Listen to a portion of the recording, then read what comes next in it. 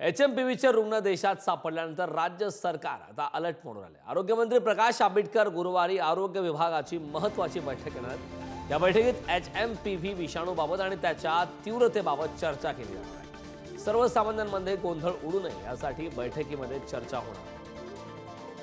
माणसांच्या मध्ये भीती तयार होते, अशी कोणतीही भीती बाळगण्याची गरज नाही। अत्यंत चांगल्या पद्धतीने आपण सर्व लोकांची काळजी घेऊया आणि या जो काही रुग्ण सापडलाय त्याच्याबद्दल सुद्धा देशपातळीवरती आरोग्य विभागाची यंत्रणा काम करेल।